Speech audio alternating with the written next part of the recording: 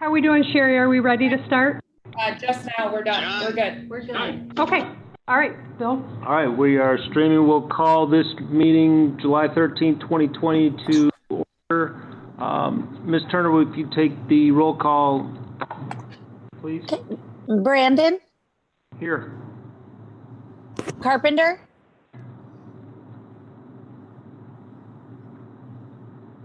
Carpenter? Quartz?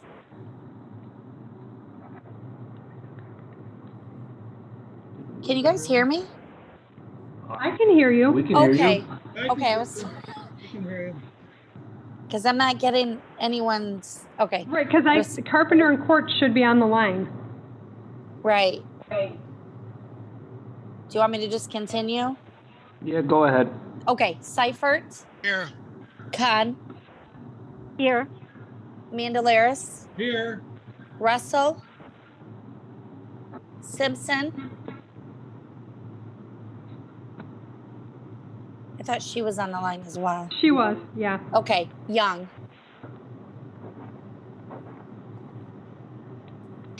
Clarification that the trustees should state that they're present. We shouldn't just rely on the fact that we see their names in the participant list. So We have to get a present here from. Right. yeah, I think that's preferable. They're on the Would you line. like me to repeat it? Or do Yes, roll please. again? Let's try it one more time. Just to make sure we have 5. Pardon me. Okay, Brandon? Yes. Carpenter? Yes. Quartz?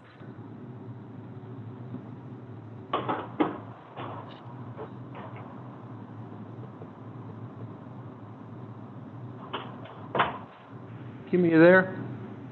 We may have lost her. She didn't have great service.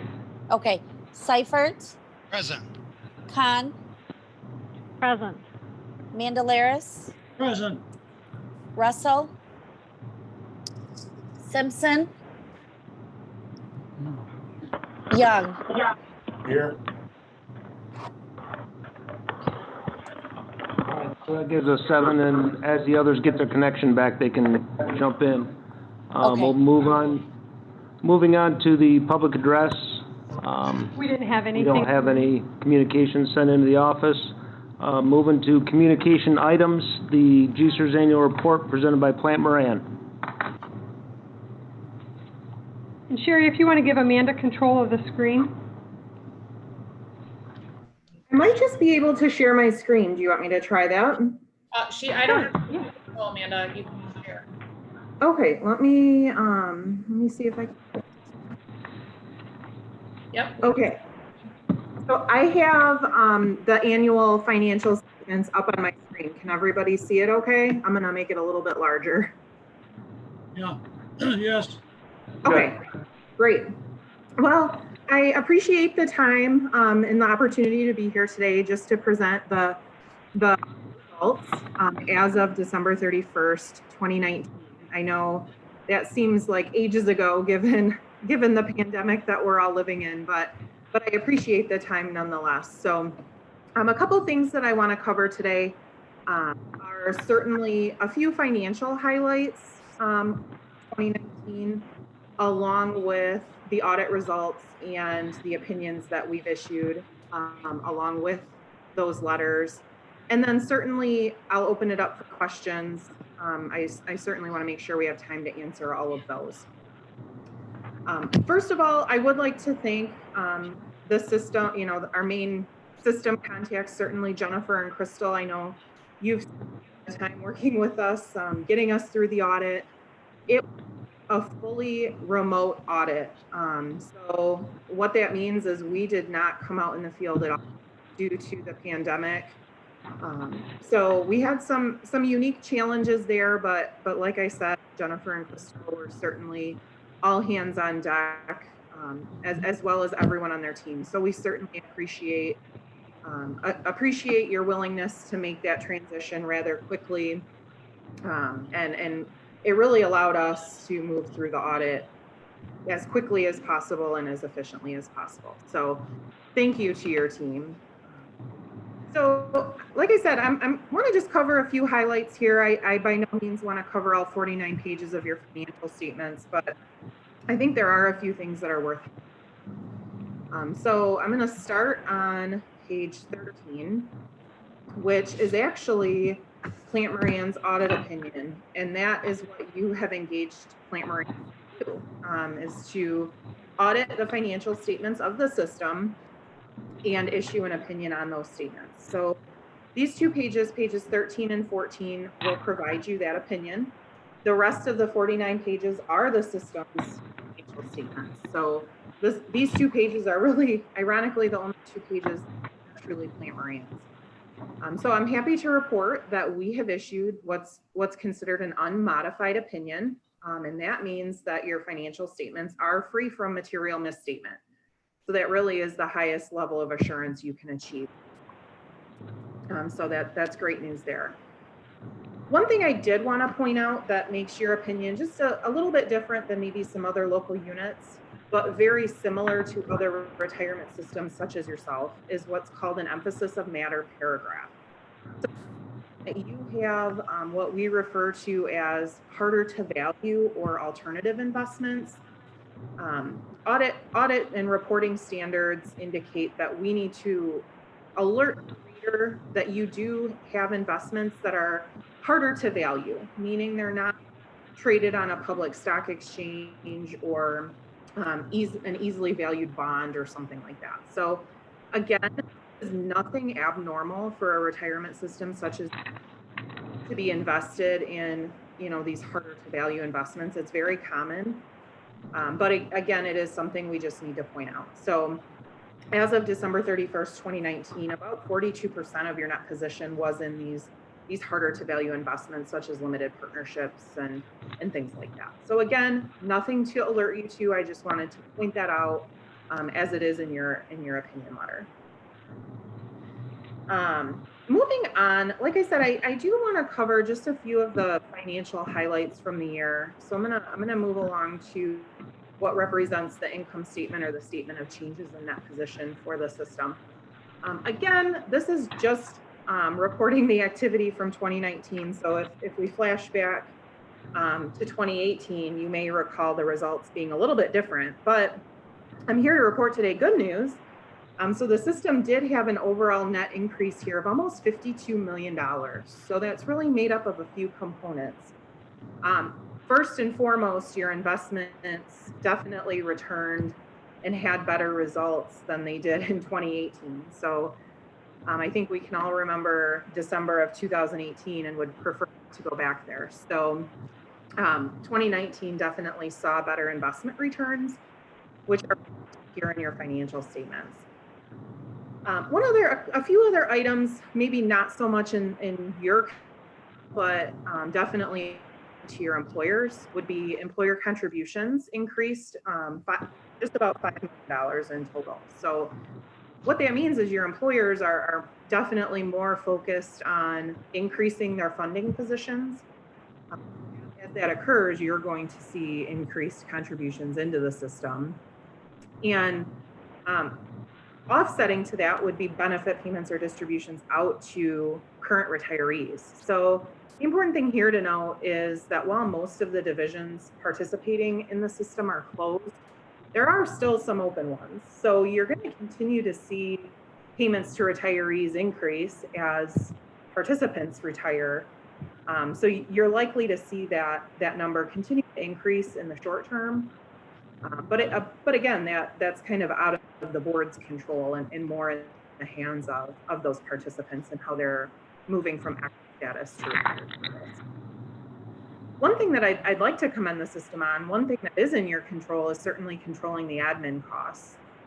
Admin costs did decrease ever so slightly, so it's very comparable to 2018. But again, making sure that you're monitoring those costs as they do get passed along to your contributing employers is important. Overall, great year. Again, I know investment returns certainly led to a, but focusing on the good news, certainly a $52 million increase in your net position certainly will help the funded status of the system as a whole. The remaining pages here is really just footnote disclosures. The system did not have to adopt any new accounting standards or anything like that. So there really was little change to your footnotes. One I do want to point out very briefly, actually the very last little disclosure here. Like I said, we all acknowledge that we're living in a pandemic, and what that really means for the system is a little bit of particularly regarding your investments and returns in that regard. So we did see a decrease in your investment balances in March. However, they have recovered quite nicely.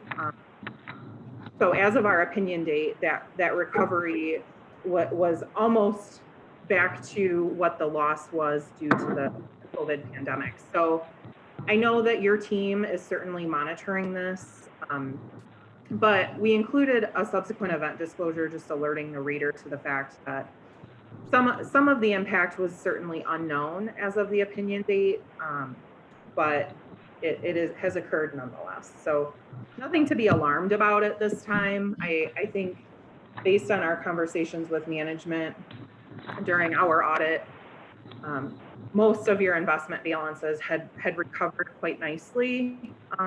So I don't see anything alarming as of our opinion date that should be reported to the board. What page are we on, Amanda? I'm sorry, we are on page 30 of the financial statements. Amanda, Yes. is there, since you did note that we have pretty well recovered since that event, is that documented in here since you did document the declaration of the emergency and everything else like that? That's a good question. So we, working through with management, concluded that since the investments had recovered to within a couple percentage points, disclosure wasn't necessary, just because it wasn't considered a significant decline in your investment balances. We did look at investment statements through our report date, and Crystal, maybe correct me if I'm wrong. I think the rebound got you to within 1 or 2% of where your balances were pre-COVID decline, if that makes sense. Yeah, it makes sense. I'm just asking, since you're making a note of this potential problem, and as you stated that we did go down X%, but that we recovered within 1 or 2%. But you made note of it that we've gone down based on your statement, but you didn't make note of it that we came back up to 1 or 2%. Sure. Yep, Mark. That's a good question. So again, I think that since your investments had rebounded, the disclosure in the financial statements really is getting more at there are potential impacts that as of the opinion date were unknown. So I think it's more geared toward the unknown elements as of the opinion date. So maybe. Yeah, I just figured since you wanted to note the one, you might note the other one too. So, which would help potentially alleviate some of those concerns, even though they are concerns. Sure. And like I mentioned, I'm okay for you to continue. So. Okay, perfect. Thanks, Mark. I'm certainly happy to pause here if there are questions on the financial statements, or I can continue through the letters and we can go through questions at the end, whatever the group's wishes are. Yes, this is Jeff. Through Bill, I do have a number of questions, Amanda, for you. Sure. Let's go back to something you've already covered. You mentioned the problem with our alternative investments, such as the real estate and acquiring proper or good quality market value. We're not the only pension fund that I'm sure that you do audits for that deals with alternative investments. So what is the other investment? What are the other pension funds doing to acquire better reporting numbers? So good question. So if you don't mind, I don't like to refer to alternative investments as a problem per se. Really, the challenge here is obtaining audit evidence and appropriate, I'll use appropriate in my air quotes, documentation to value that investment. So let me walk you through at a high level what management does to value these investments, and then certainly what we do to audit those investments. So, and you're 100% correct. You are not unlike any other retirement system, particularly a pension system. So they're invested in limited partnerships just to get those higher returns. But what management does is management works with your investment custodian, so Comerica, along with all of these investment managers to make sure that they have the most updated information as of December 31st of any given year. Now, that could be anything from an updated capital statement to audited financial statements to market comparables or party investment valuations. We see those as well. So depending on the investment itself, there are a lot of different ways that management could value those. So what your team does in most scenarios is obtain the audited financial statements for that individual investment. They then analyze that to make sure it's certainly a reputable audit firm preparing that audited financial statement. They certainly review the results, making sure that what Comerica is reporting is accurate. And then, if any adjustments need to be made to the general ledger as a result of that review, they do so at that time. So your team actually does have a very robust process for valuing those investments and making sure that they valued them appropriately at year end, which again is in line with what we see elsewhere. Certainly would be what we would consider a best practice. Moving forward to the audit, so we obtain, the audited financial statements as well. We perform an independent analysis of those investments or the audited investment reports. We compare those to the quarterly reports that your team gets on a quarterly basis. We certainly look at what the underlying investments of the investments that you're investing, what those are made up of, and then we certainly recompute and review management's analysis and valuation of these investments. So again, your team really has worked well with our team to make sure that you are adhering to best practices, and you've built a lot of those best practices into your control structure. So I know. Could you stop right there for a second, Amanda? Sure. Yeah. If I asked you to put that last phrase into writing and include that in this report, would you do that? In our audit letter, into our end of audit letter, is that what you're asking? Yes. So we do comment on the estimates, and the valuation of your investments is one of those. So do you want me to hop over to that letter and show you where that's located? Okay, I've got a bunch of letters from Plant Moran here in my package, so I don't know which one you're looking at. Yeah. So if you hop into this letter, I pulled it up on my screen just so you can see what it looks like. June 15th. Okay. Yep. And go to the third page. We actually comment on this in a broader sense, but we do comment on it. If you look at that first bullet there is really highlighting, again, that these investments do require estimation. And I think this last sentence might get at what you're referencing, in the fact that we've evaluated the thought process and the assumptions that goes into this estimate of the year-end value, and that we've agreed that it is a reasonable approach to arrive at a materially correct balance within your financial statements. I This is kind of just liked our your, way of saying I liked your casual comments versus your auditing comments. I know. But I try to say it in a Okay, more casual manner, but that is, I think what you're referencing. okay. Well, I do have questions on something else. Sure, On absolutely. page 3 of the report, you list a number of our professional services that we utilize. Mhm. I don't see where you you listed Comerica as being the payroll person for our retirement system. So this might be a question better handled by Jennifer and or Crystal. I wonder if it's meant to be under the custodian.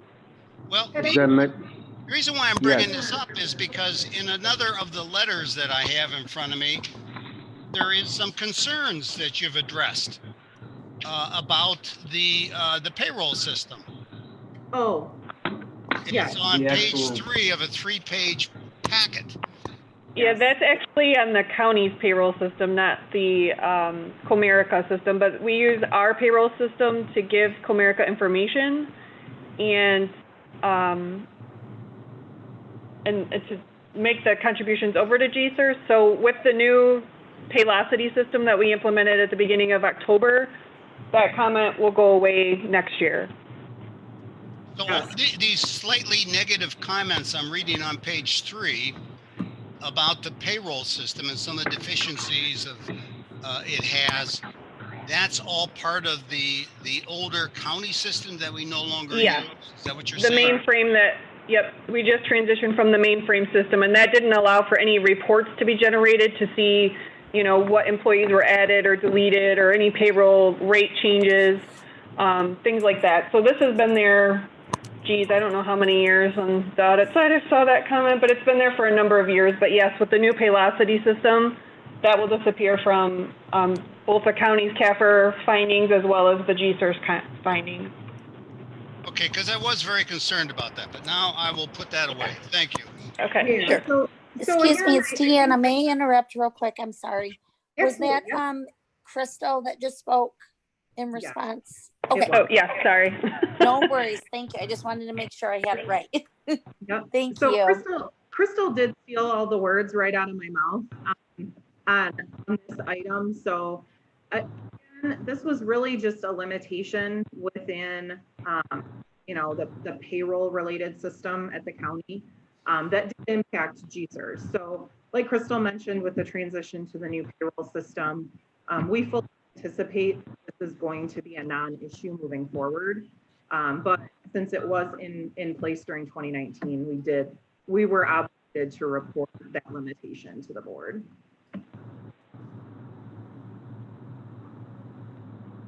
Jeff, do you have any other questions?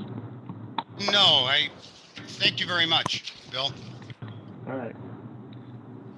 Okay, so I think I just had a few more comments on our end of audit letter that I just wanted to briefly highlight, and I can certainly let you to your agenda. Back to the letter dated June 15th of 2020. This is the follow-up letter to a letter that you received at the beginning of our audit process. So that the letter that you received earlier in the audit process conveys to you some information about how we think our audit is going to go. And this really is the follow-up letter to tell you how our audit did go. Certainly, if we had any disagreements or issues with management, they would be included in this letter. I'm happy to report that we did not have any issues. So we didn't have any issues in obtaining information. We didn't have any disagreements with management or things of that nature. So all very, very good things. And if we do have any of those issues, certainly those would be elevated to the board. So if you don't hear from us, can take that as a good sign. So moving to the next page here, these bullets again, your financial statements do include estimates. The first of which I think we've covered, pertaining to your investment balances. The next two really are more focused on your contributing employers and the level at which they rely on the GCERS reports. So certainly the overall and the total liability for both GCERS and the contributing employers are estimated by a third-party actuary. But there's a lot of estimates that go into that report, particularly a discount rate or a rate of return on your investments, mortality rates, so the rate at which your population will pass away. Those are all significant estimates into your liabilities that have accumulated. So while that doesn't directly impact GCERS and maybe decisions of this board, it is important for your employers because their funding positions are really tied directly to these assumptions. So we include it here as assumptions, but again, more so for your employer's position as opposed to the system itself. The last bullet here, again, is really more focused on reports that your employers will need when they do their audits. And to help you and help GCERS with those inquiries, we've also issued what's called an 805 opinion or a report on the schedule of changes in fiduciary net position. So that will give each employer the information they need for their financial statements. And we've also been engaged and completed what's called a census attestation. So we've done additional census testing on the information that GCERS maintains on behalf of the employers. So the employers can rely on the controls that GCERS has in place over that census data. All of those reports management does have. They've all been completed and issued and are ready for your employers to use. So certainly if there are questions on any of that, I'd be happy to take those as well. But that was all the material I had planned to cover. Again, I'm happy to take questions on anything that you have.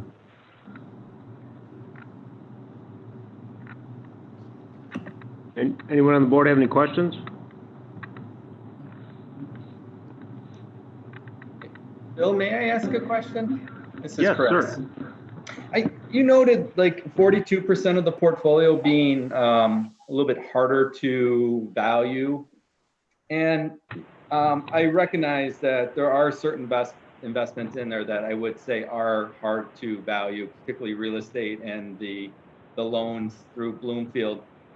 But when I kind of put those together, I get about 17% of the portfolio. I recognize there's also some like the First Eagle portfolio that's valued by, I want to say it's hedge serve. But those are all what I would say readily valued securities within that portfolio. And it's being done by a third party, much like if Comerica was to do it on our behalf. And I guess my question is that taken into account kind of the underlying securities in the portfolio and who the actual person doing the valuation of those securities is? So that's a great question. Thank you for bringing that up because we do get that question quite frequently.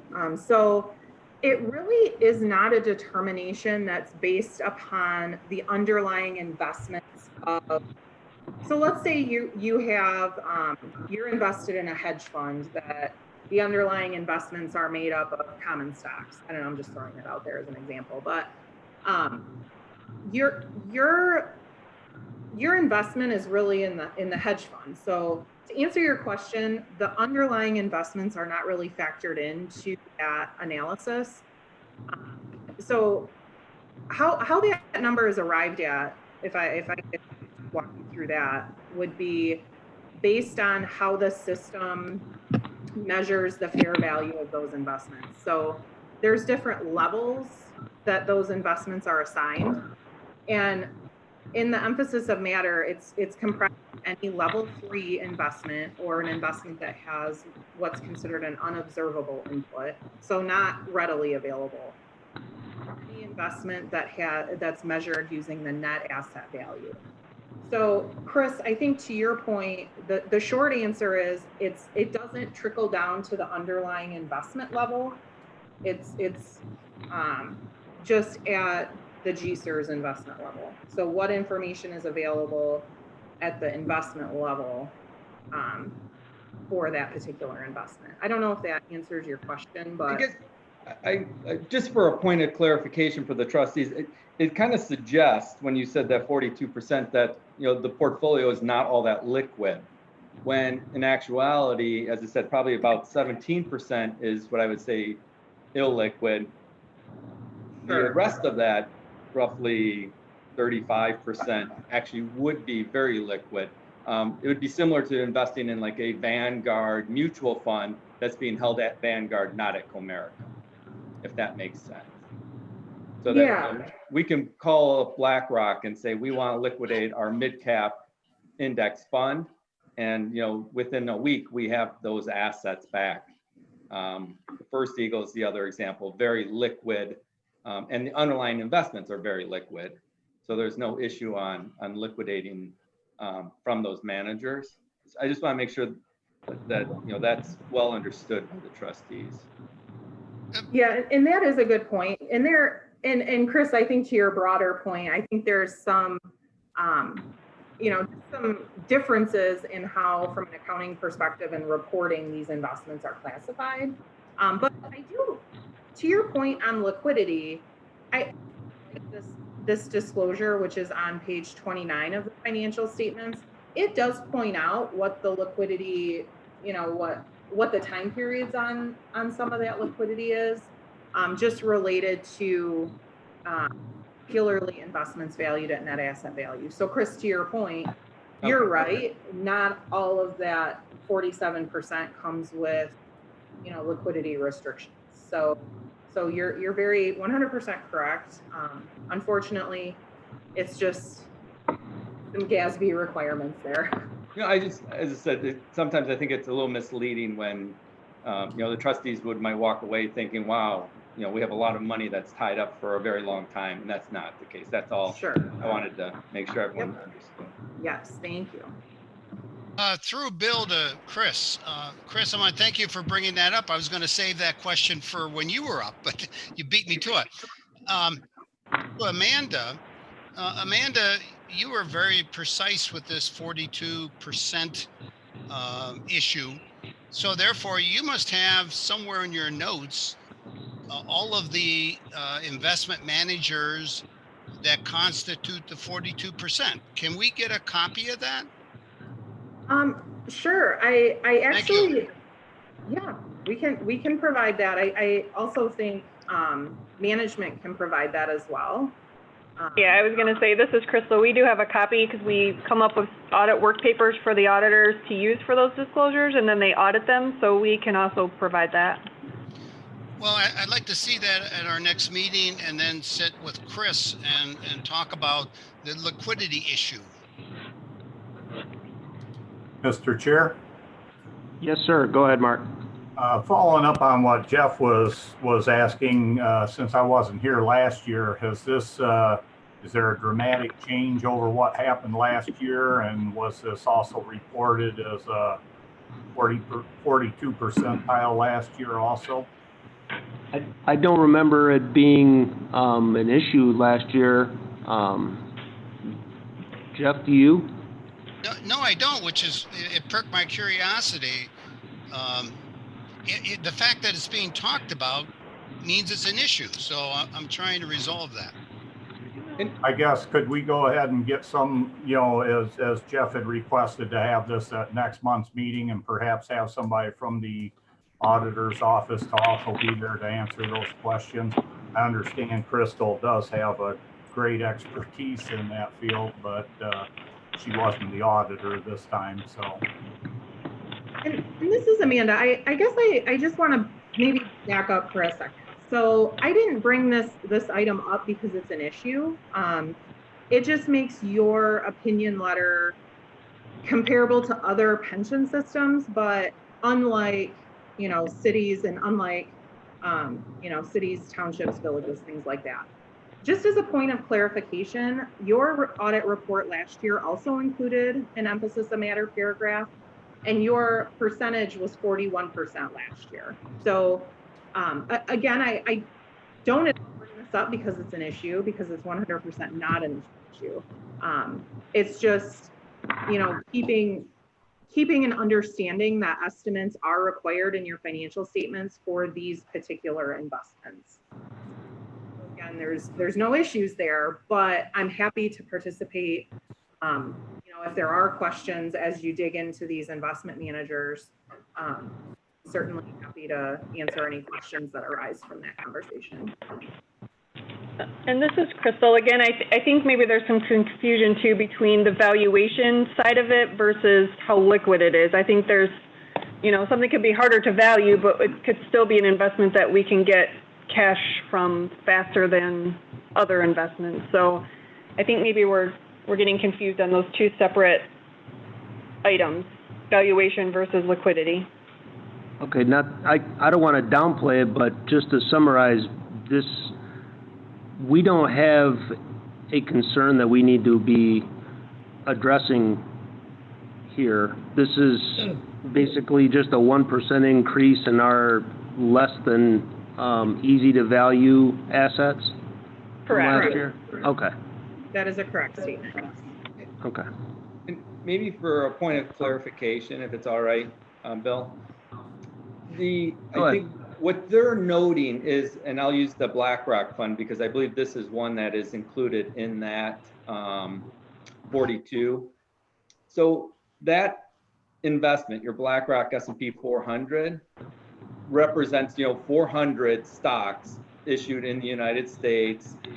They're, I want to say, currently being custodied by State Street. We receive a statement from State Street that then gets sent to Comerica, and Comerica is the one who is putting that on the books.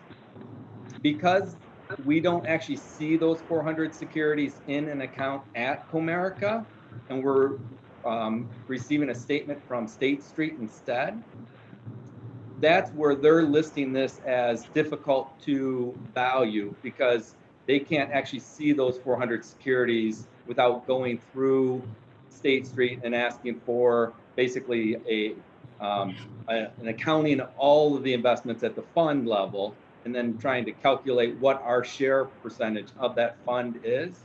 So that's where kind of the difficult to value part is coming in. It's not that the underlying securities are difficult to value in the case of the BlackRock fund. And as I said, the First Eagle and the WCM funds are going to fall in that same category. So those are where we're having some of this 42% is coming in. As I said, liquid, it's just we don't actually have the underlying stocks being held in a Comerica account where we can look every day and say, oh, here's this stock and its current value is X. We don't have that. We rely on monthly statements from those managers. Chris, so that helps a little bit. Chris, would you recommend that the investment committee look at possibly moving or increasing our investments in places that wouldn't fall into this 40% category? I'm not concerned about that. I mean, the reason we do it this way is because we get better fees.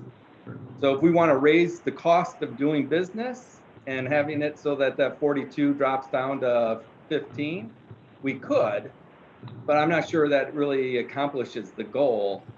As I said, I don't think, there isn't really a goal associated with 42 versus 15 or whatever the number might turn out to be.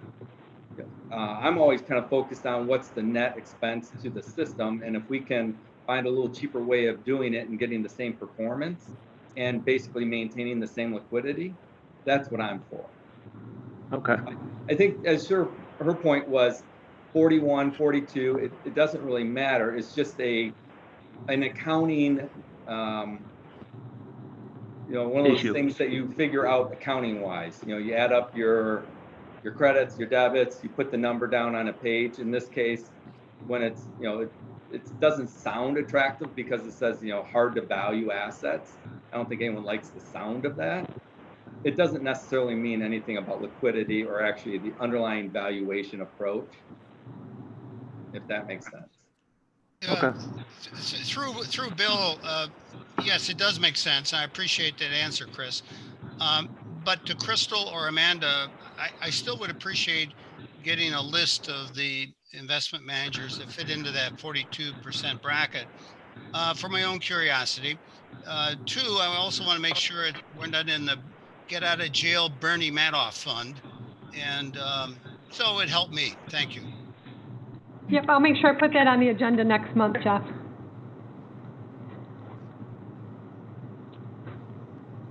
Okay. All right, any other concerns or questions?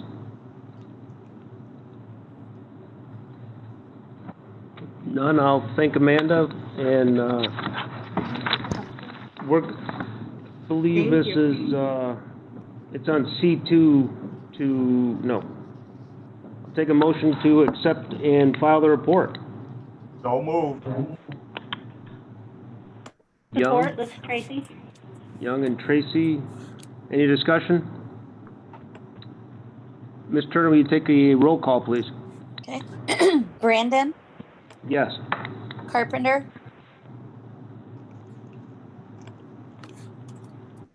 Carpenter, Quartz, Seifert, Yes. Khan, Yes. Mandalaris, Yes. Russell, Simpson, Yes. Young. Yes. Okay, motion carried. All right, moving on to the Thank you. approval. Thank you. you, Amanda. Thanks. Moving on to Agenda A, approval of the minutes from June 8th, 2020. Move them. Support, Moved by Seifert. Young. Seifert. Any discussion? Any changes? Ms. Turner, take the roll call, please. Okay, Carpenter, Quartz,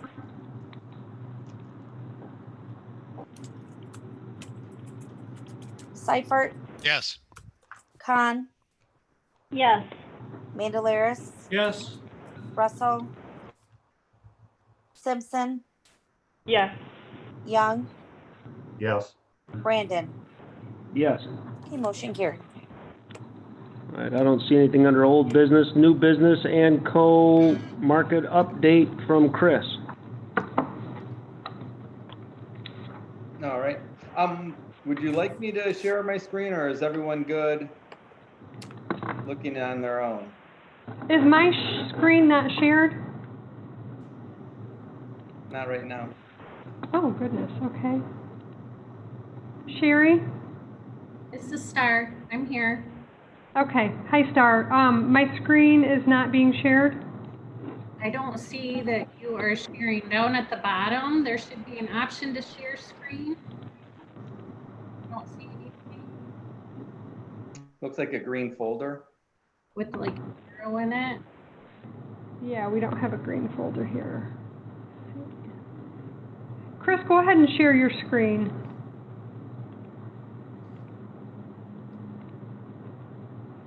All There right. you go. You can see that. Does that work for everyone? I don't know why it's in Adobe anyways. I can So, see. Everyone see okay now? Yep, you're sharing. Okay. Go ahead, Chris. So the first exhibit I have is the June market update. And, June was another decent month. They seem to, the second quarter obviously has been much different than the first quarter. The first quarter was, horrible. The second quarter, much, much better. And you can see the S&P was up about 2% in the month of June and up over 20% in the quarter. So when we put the first quarter and the second quarter together, you can see the S&P is down just over 3%. So an incredible rebound.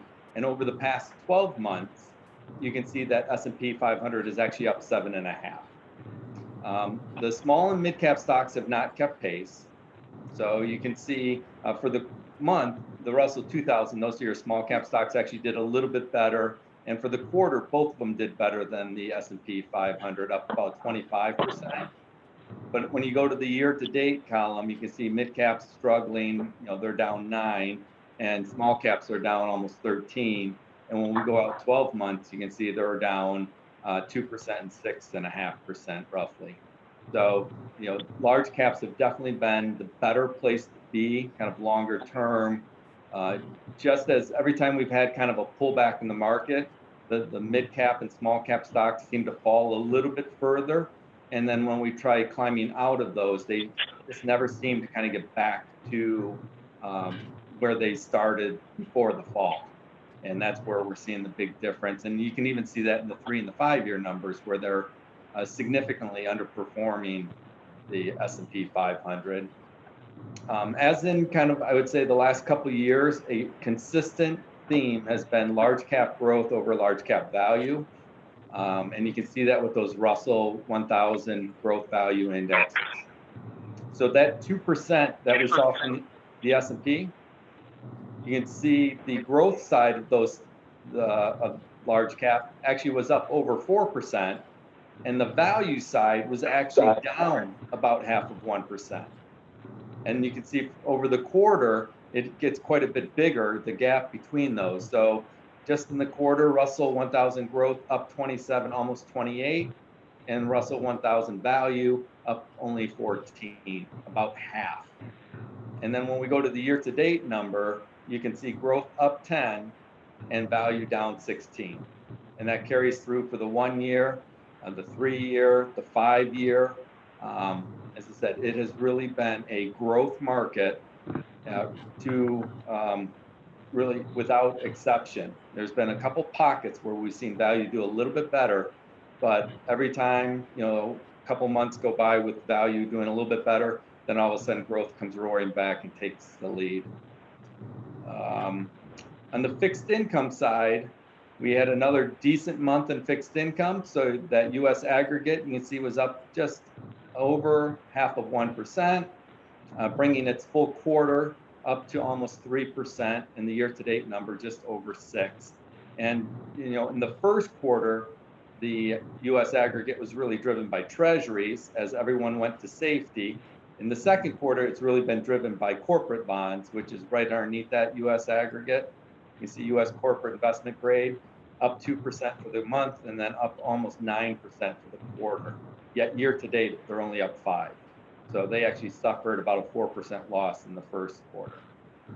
So overall, it's been a pretty good market in this second quarter, coming off of that kind of disastrous first quarter. I'll pause there, see if there's any questions. Can you guys hear me? Yes, ma'am. Yes. Oh, I've been on the whole time. This is Kim Courts, and I don't know why I can't get through, so. Well, Okay. Welcome back. Thank you. I'm here. I'm still here. Okay. So we do have some very preliminary performance numbers for you as of June 30th. And you can see for the month, the fund was up about 1.2%, and for the quarter, up over 8%. Year to date, though, we're still in the red, down about 4.5%, and then the 12-month number is about 1.5%. And when we look at kind of the underlying managers, that S&P 500 low vol, it actually, while I would say had an all right quarter, up almost 7%. Remember, the S&P over the same period of time was up over 20. So the low vol definitely did not keep pace this quarter with the traditional S&P 500. And so the 1 year number, you can see we're down about 7.2. Over that same period, the S&P 500 was up 7.5. So when we look at your 1 year number and we see the 1.5, I can tell you right now, it's not going to look that great when we put the peer group rankings in because of that low vols kind of underperformance this time around. When we start going out longer term, though, as I said, you've done well with it. It's just one of those, I would also say, endpoint sensitive, because last year it actually had a decent year. But last year, the low vol's best quarter relative to the S&P 500 was the first quarter, and now we've lost that from the comparison. So I did want to note that. BlackRock and Earnest, you can see both performing all right for the month. For the quarter, you can see the BlackRock right on top of the index as we would expect, and a little outperformance from Earnest. Earnest really, though, has helped us out, when we look at the full year-to-date number, down 14 versus down 22. And that's really kind of helped their longer-term numbers relative to their benchmark. On the international side, First Eagle and WCM, I mentioned that growth value split. Well, First Eagle's value oriented, and historically they've never kind of kept pace in a very quickly rising market. So it's not a huge surprise to see them underperforming in the month and the quarter. WCM more growth oriented, and you can see continuing to do a very nice job. Both of them have done a really nice job over the past year, though. And then on the fixed income side, both managers continue to rebound. Both of them struggled in that first quarter because of an overweight to credit or corporate bonds, and both of them kind of benefiting from that same overweight in the second quarter as we saw corporate bonds come back. And then none of the real estate has returned anything at this point. There's roughly, I would say, 20% of the portfolio that has not been valued yet. So all of those numbers are kind of subject to change. I will warn you, we've started hearing whisper numbers for the second quarter on real estate. And by all means, this does not necessarily mean your managers. It's just kind of real estate in general. And the expectation is that it's going to be a down quarter for real estate. So as I said, does not necessarily mean all of your managers are going to be negative. It just means that I wouldn't be surprised if some of them are.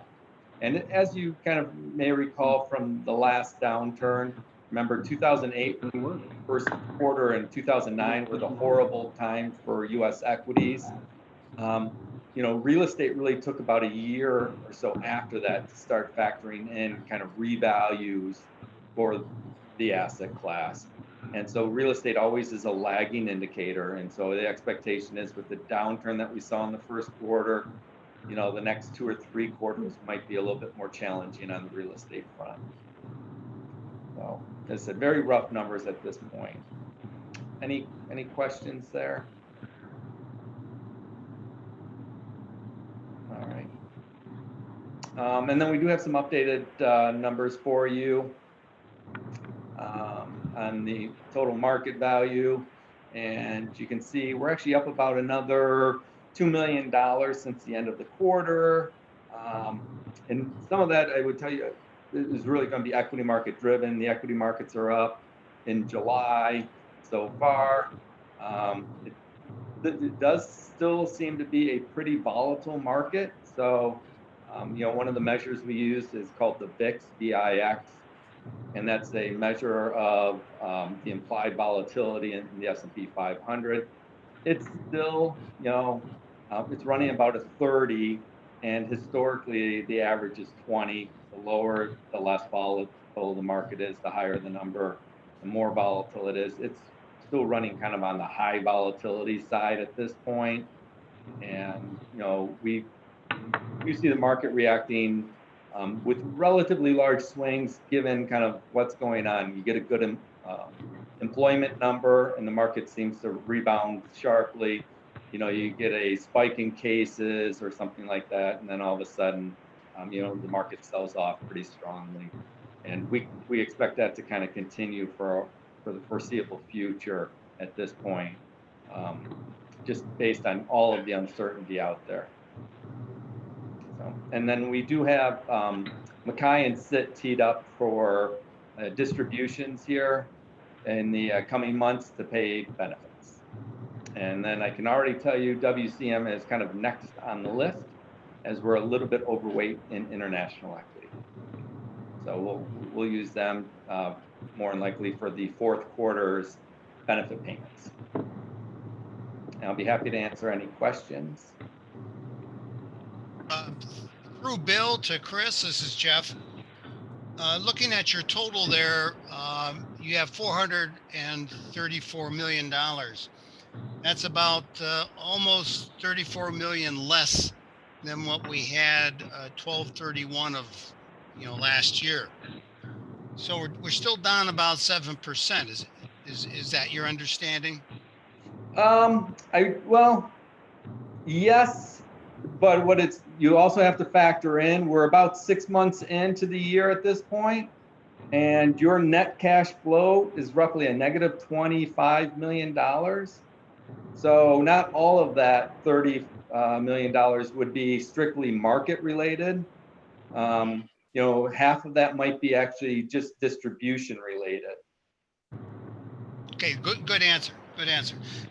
A question, a real concern. This year, 2020, has turned into a real quagmire, especially with COVID-19, and with the majority of the states spiking in their test results coming back positive. Do you think we may be facing another lockdown to try to flatten this curve that we're creating? Obviously every state's different and are able to kind of implement whatever they believe is in the best interest of their citizens. I will tell you, I think Washington has basically suggested that the full shutdown that we had kind of end of March through April, while probably good at the time, probably is not a good answer from an economic standpoint. And so what I think you would see is kind of like what we're doing here in Michigan, kind of the, masks are required, and, we're going to have further social distancing. And you see this in a lot of communities. Anyone that's been up in Traverse City will know they literally have closed Main Street down to provide more room for restaurants to have tables outside. Milford, close to my home, is doing the same thing, where they've taken over some of the on-street parking and given it to the restaurants so that there's a little bit more distance apart from tables, and trying to help businesses find a way to operate under kind of the new normal of, wearing masks or trying to have those 6 feet between people. And so I don't think we're really looking at kind of the full shutdown that we went through. I do think you may see kind of more regulation coming through about, like, finding people if they're not wearing masks, or, you have a graduation party and there's 60 people in your backyard all, drinking from the same lemonade cooler or something like that. Those things aren't, I think, COVID friendly. And I think you're seeing more and more people trying to figure out ways of making sure we don't do things like that, but still able to, go out to dinner, still cut your hair. The one that they seem to really get stuck on are the gyms. And I think that's kind of understandable. It would be very hard for someone to kind of work out in a gym setting and not think that their breath is potentially falling onto someone else who's working out in the gym. So I think, they're trying to do their best of making sure we can continue to operate without the full shutdown. And the Treasury is, Munchin's the director of the Treasury right now. That's basically where he's at, saying, it does more economic damage than it does, health good by putting all those people out of work.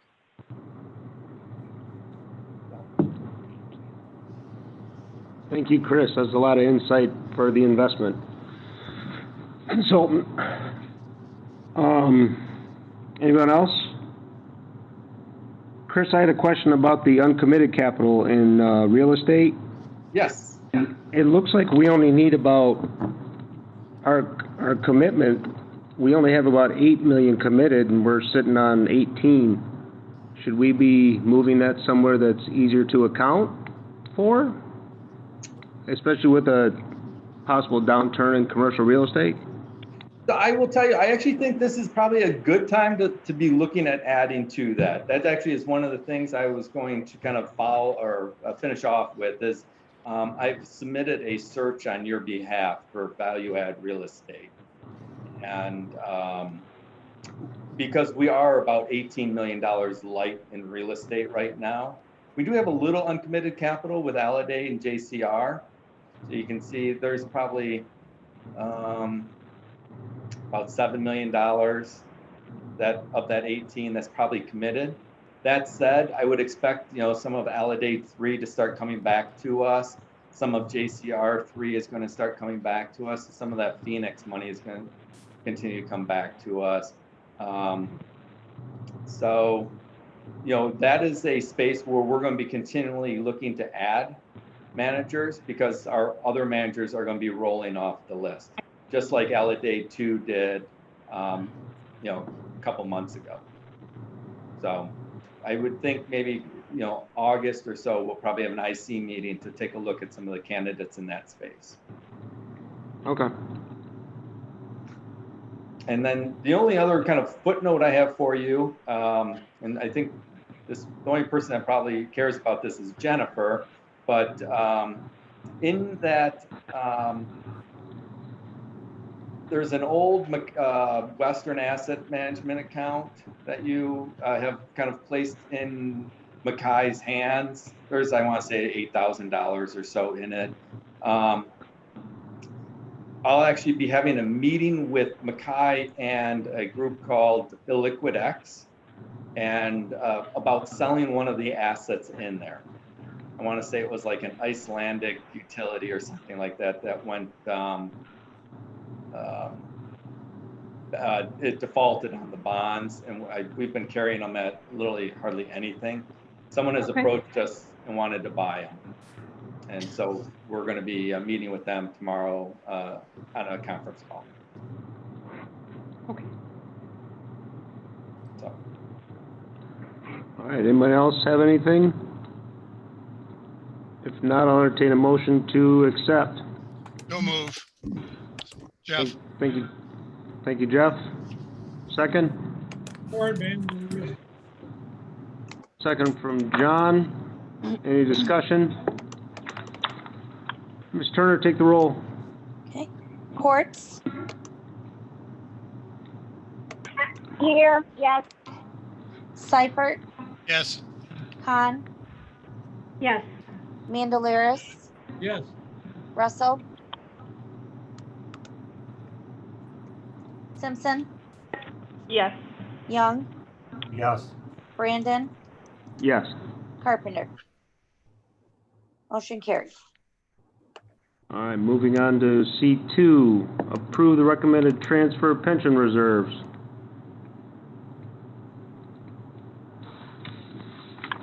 Do you have anything? Khan, I make a motion to approve the transfers from the reserve to the respective employers' reserve. Thank you, Tracy. Can I get a second? Support, Young. Thank you, Mr. Young. Any discussion? None. Ms. Turner, take the roll. Seifert, Yes. Khan, Yes. Mandelaris, Yes. Russell, Simpson, Yes. Young, Yes. Brandon, Yes. Carpenter, Quartz. Yes. Okay, motion carried. All right, C3, the updated meeting schedule. Motion to approve, Jeff. Support, Young. Support, Tracy. Jeff Young, any discussion? Ms. Turner? Khan, Yes. Mandelaris, Yes. Russell, Simpson, Yes. Young, Yes. Brandon, Yes. Carpenter, Quartz, Yes. Seifert. Yes. Okay, motion carried. Thank you. C5, check that, C4, approve the election schedule coming up this fall.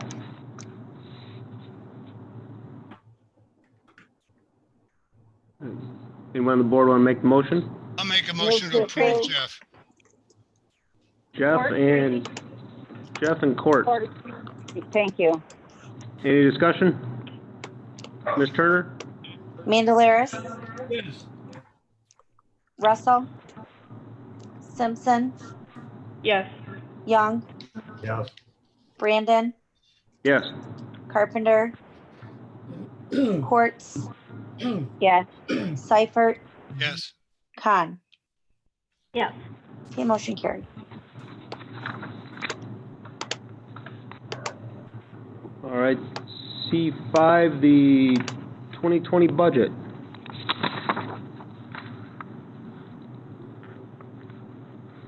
Chair will take a Motion to motion. approve the budget?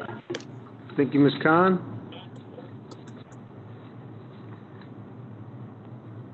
Can I get a second? Second. I'll second. Question. Chris. Question for Judd.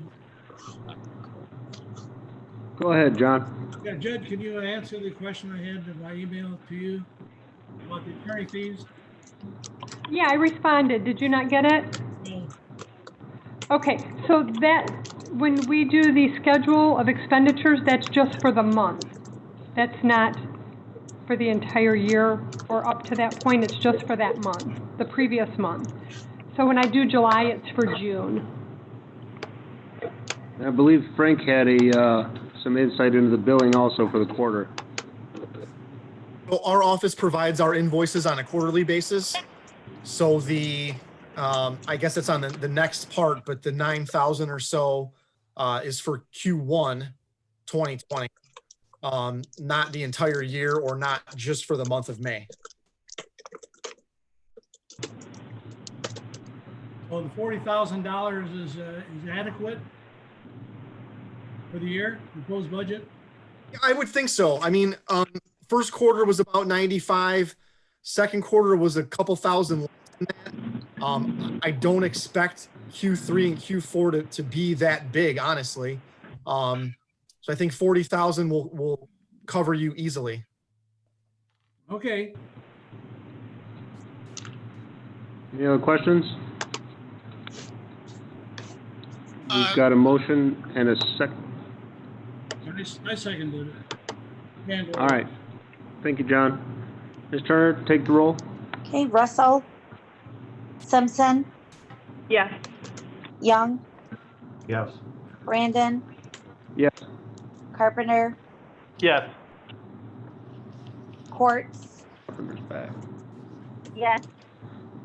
Seifert, Yes. Khan, Yes. Mandelaris. Yes. Motion carried. Thank you, ma'am. C6, the scheduled billing expenses. I believe this one was updated. And I will note that on the screen, I've removed MedSource. I was expecting a bill for a retiree disability, but that was rescheduled, so I've taken that off the schedule. I would motion. make a motion to approve the 53,000 plus for the July billing. Thank you, Jeff. Support. Thank you, Jeff. Any discussion? Yes, I have a question. Go ahead, sir. Am I missing, I've got, for C6, I've got April's expenses. That was An amended one was sent out yeah, this in a is what, separate email. this is what you put in my desk last week. Yes, it came out after that. Bill mentioned something, so I sent out an amended one by email. Okay, I haven't had time to look that over, so I'll be voting no on it. Okay. All right, Ms. Turner? Simpson, Yes. Young, No. Brandon, Yes. Carpenter, Yes. Quartz, Yes. Seifert, Yes. Khan, Yes. Mandelaris, Yes. Russell. Motion carried. Thank you. C7, new retirees. Move it, Young. Support Carpenter. Motion by Young, Carpenter. Any discussion? Ms. Turner? Young, Yes. Brandon, Yes. Carpenter, Yes. Quartz, Yes. Seifert, Yes. Khan, Yes. Mandalaris, Yes. Russell, Simpson. Yes. Motion carried. C8, deceased retirees. Move it, Young. Support Mandalaris. Young and Mandalaris, any discussion? Ms. Turner? Brandon, Yes. Carpenter, Yes. Quartz, Yes. Seifert, Yes. Khan, Yes. Mandalaris, Yes. Russell, Simpson, Yes. Young. Yes. Okay, motion carried. C9, schedule reemployed retirees. Motion to accept. A second? Second. Carpenter. Seifert and Carpenter, any discussion? Ms. Turner? Carpenter, Yes. Quartz, Yes. Seifert, Yes. Khan, Yes. Mandalaris, Yes.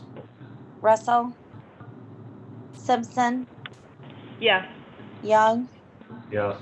Brandon. Yes. Okay, motion carried. Schedule of refunds, C10. Move it, Young. Support Seifert. Young and Seifert, any discussion? Ms. Turner? Quartz, Yes. Seifert, Yes. Khan, Yes. Mandalaris, Yes. Russell, Simpson, Yes. Young, Yes. Brandon, Yes. Carpenter. Yes. Motion carried. And we'll take the legal report from Mr. Judd. Yeah, thank you. Good afternoon, everyone.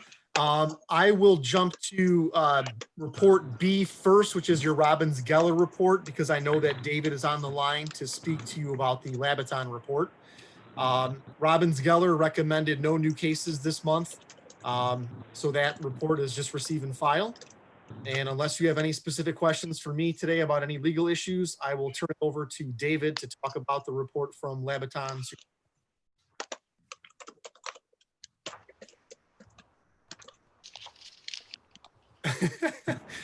And now everyone's dizzy and spinning around from those pages. So sorry about that. I was on mute. Okay, I promised myself I would never do that, and I did it. Okay, now that you can hear me, just very briefly. I know we're near the end. As I mentioned in the report, the Fortinbras objector filed their Second Circuit brief and their joint appendix the other day. Interestingly, they are not proceeding with their regular counsel, Loie Dannenberg. They switched to a New Jersey smaller shop in Short Hills, New Jersey, which is a suburb of New York City. We're not particularly familiar with their firm. Oftentimes we see objectors switch to appellate specialists. They're not really an appellate specialist. They're sort of a smaller firm. I don't see this as really a problem. I think it appears to me that Loie Dannenberg perhaps didn't want to work with them anymore, so I would see this more as a positive than a negative, but I can't be absolutely sure. I wasn't especially impressed with their brief. I wouldn't say it was terrible, but I didn't see anything in their brief that was of particular concern. So we'll deal with it. We're going to file a letter, as we have to do under the court rules, within a week or so to request our deadline to file our answering brief. The maximum time we can ask for is 91 days, which will take us out to October 1st. I'm not sure if we'll ask for that long. We'll have to, consult with our colleagues to do that. Usually, we want to take as much time as we can. Again, that date would be October 1st to respond with our answering materials. Obviously, I'll let you know what we do. We don't want this to take any longer than is necessary, obviously, because all the class members' money is in the balance. But that's where we are. When I mentioned when this started with the appeal that it would slow down the train, but we're trying to keep it moving. The Second Circuit is coming back to life. With regard to the pandemic, they're asking for paper filings, for example. They're starting to hear cases live rather than by phone or teleconference. So I'm hoping that, by the time this thing gets heard, the court will be back, in full operation, so it won't take forever to get a decision. And that's the update. Thank you.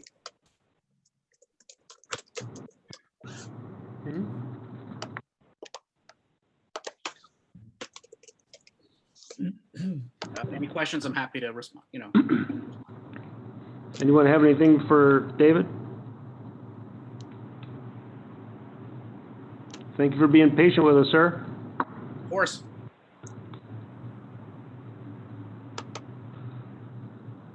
I'd like to make a motion to accept the legal report. Thank you, Jeff. Second. Candelaris. Any other discussion? Ms. Turner, go ahead. Seifert, Yes. Khan, Yes. Mandelaris, Yes. Russell, Simpson, Yes. Young, Yes. Brandon, Yes. Carpenter, Yes. Courts. Yes.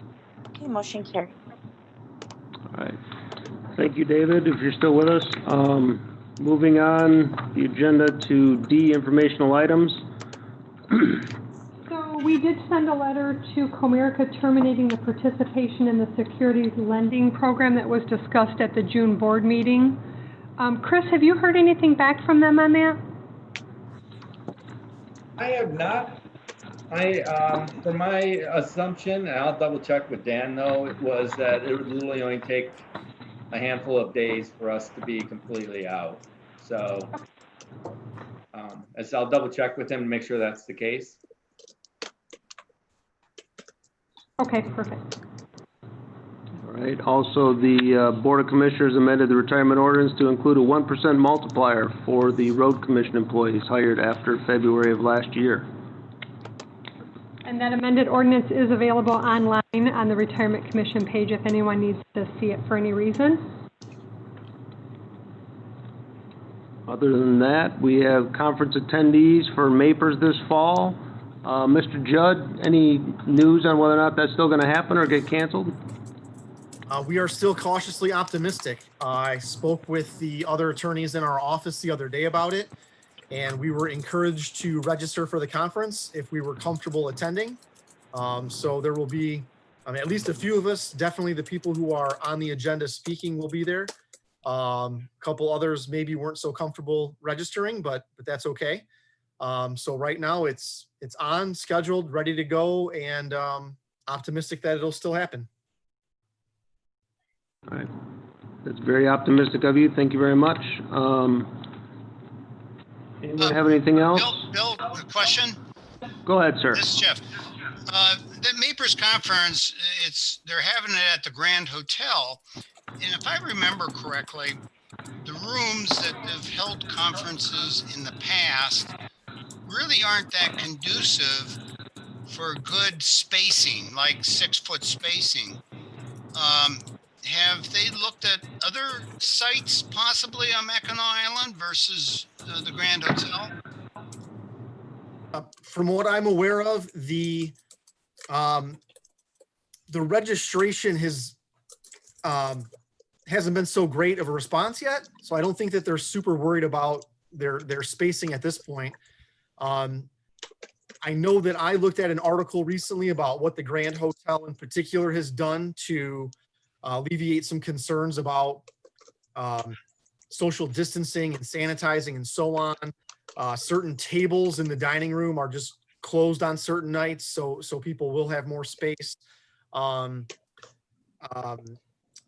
rooms themselves where the speakers will be, I remember a couple of those rooms being relatively large. I think it's the concurrent sessions, those breakout rooms that are smaller. So I don't know what they're going to do in those instances. So I guess we'll see. I mean, Tom has been meeting with the executive board from MAPERS to sort of try to, rectify these issues and determine how a room should be set up, what it should look like. So like I said, I think they're confident that they can still have the conference. It'll probably look a little bit differently than what we're used to, though. Jeff? Yes. I've heard that they're limiting it to 250 registers. Oh, So, typically we have, I would say, somewhere in the 500 range, Yeah. with a big percentage of those being vendors. I think you're going to see it's going to be a lot more trustees and a lot less vendors this time around. okay, thank you. All right, if there's nothing else, we'll entertain a motion to adjourn. So moved, John Mandelaris. Thank you, John. Or Thank you, Mr. Young. Ms. Turner, one last time. Okay, Khan, Yes. Mandelaris, Yes. Russell, Simpson, Yes. Young, yes. Brandon, Yes. Carpenter, Yes. Quartz, Yes. Seifert. Be safe out there, and yes. Motion carries. All right. Thank you very much, everybody. Stay healthy.